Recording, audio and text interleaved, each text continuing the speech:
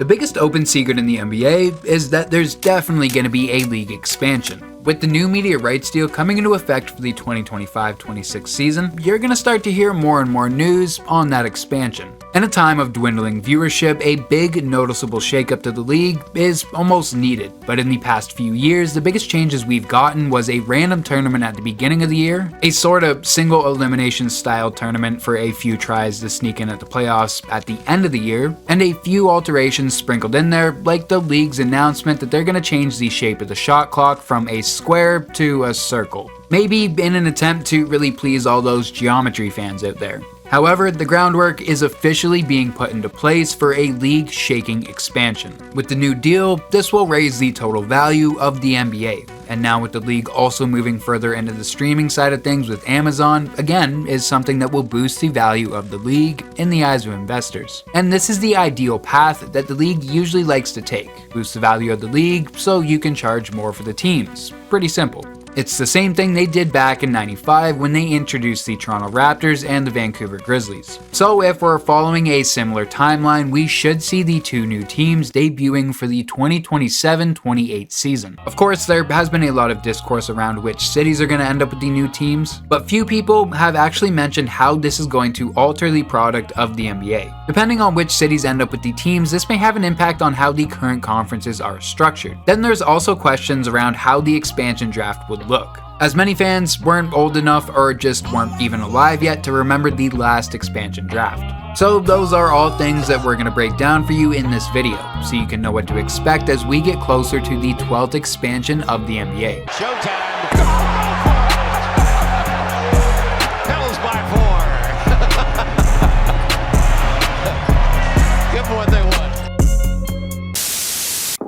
Before we get any further, I should probably acknowledge the obvious. It's almost 100% guaranteed that the two teams to be added will be Las Vegas and the return of the Seattle Supersonics. And although there has been other cities bidding for this opportunity, like Mexico City or even Montreal, for the sake of this video, we're just going to assume it'll be Vegas and Seattle. So with that in mind, first we're going to talk about probably the biggest way the league will be shook up from this expansion, and that's the draft.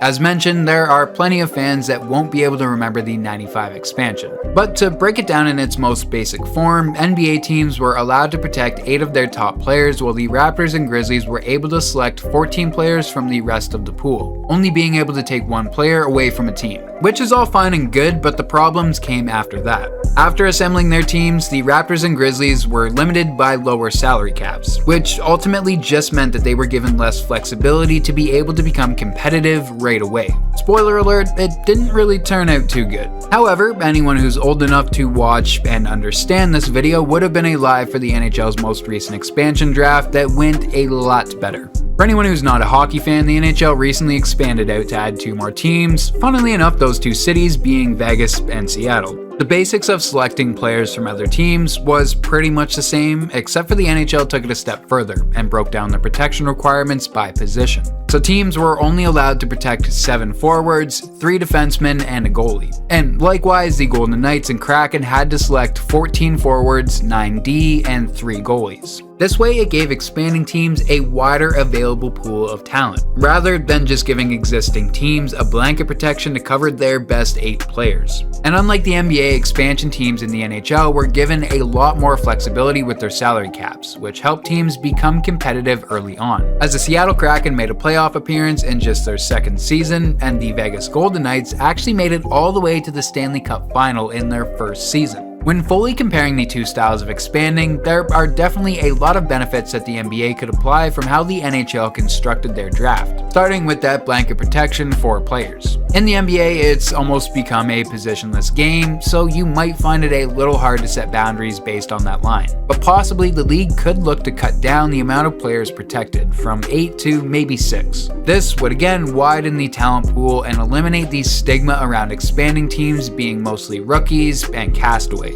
The next thing would be to give full salary cap access to these teams. This way, there are fewer restrictions on how the franchises can operate. If they want to take on bad contracts in exchange exchange for draft picks, they'll be able to do that, whereas under the rules of the 95 expansion, that kind of thing would have been restricted. The goal with the draft should be to avoid these teams getting into the rebuilding rut that ultimately ended the Grizzlies' run in Vancouver, and very well could have also sunk the Raptors. And if you're worried about continual dominance, we've already seen in the modern NBA how easily a top-tier team can get knocked down in this league. So the worry about creating a juggernaut of a team shouldn't really be the league's highest concern when expanding this time around. However, if we stay on the same timeline and the team's debut for the 2027-28 season, this could also add another very interesting wrinkle to how the teams could be constructed. For anyone who doesn't know, the 2027 offseason is scheduled to be a massive one, even if the expansion doesn't happen.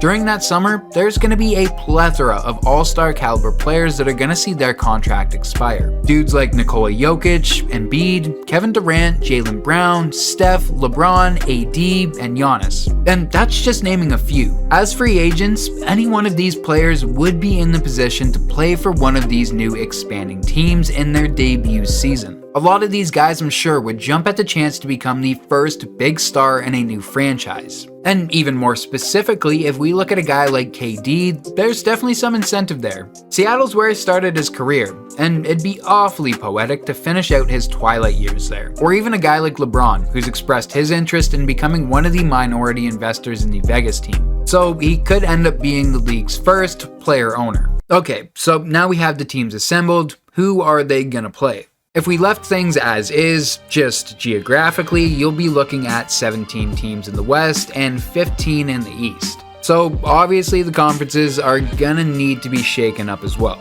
As it stands, if you just look at a map at the NBA conferences, you'd be able to quickly tell that everyone isn't really where they should be. You could easily redraw the line and push the Grizzlies, Pelicans, or T-Wolves to the east. And likewise, you could also redraw it to push the Bucks, Bulls, or Pacers to the west if needed. But as it stands currently, the most likely outcome will be that Vegas and Seattle join the west and the T-Wolves get brought over to the east. But this is all contingent on what the league plans to do after this first expansion. See, it's not out of the question that there could be more teams that could be brought into the league by the end of the decade. Even if Seattle and Vegas end up getting their teams, there is still a ton of interest from Mexico City to join the league.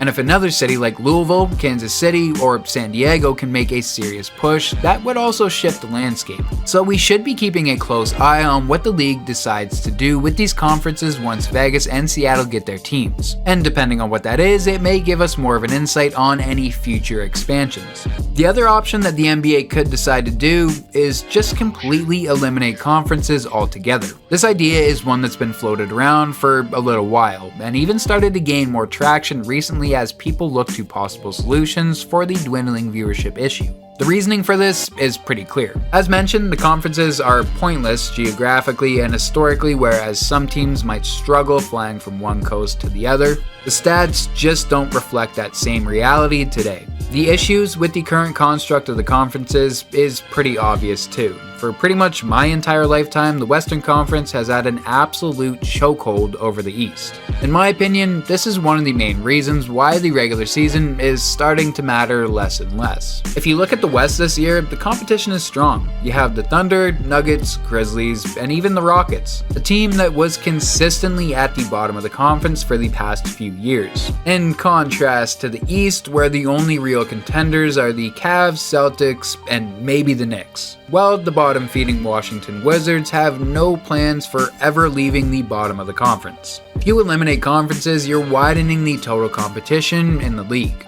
Not to mention the side effects of actually seeing rivalries start to brew up again. For the last few seasons, the debate of Jokic versus Embiid was raging strong. But with these two guys scheduled to face off only twice a year, this left fans with little opportunity to see debatably the two best big men of this generation face off. And even less with Embiid constantly running from playing Jokic in Denver. Well, without the conferences, this should give the league more flexibility to schedule games that fans actually want to see, therefore bringing some type of relevance back to the regular season. The NBA has been handed the opportunity of a lifetime with this expansion. It finally gives the league an excuse to completely hit the reset button. In a time where many fans feel like the product is losing that spark that made many of us fall in love with the game, completely shaking up the league in this dramatic fashion almost again feels necessary. And with many of the game's longtime stars like LeBron, KD, and Steph all getting closer to retirement, it's been obvious that the league has struggled to find a true identity without one of those stars. Despite the fact that there's actually a massive pool of legitimate, exciting talent available for the league to showcase. And the timing of this expansion could work out perfectly for the league to do a complete renovation.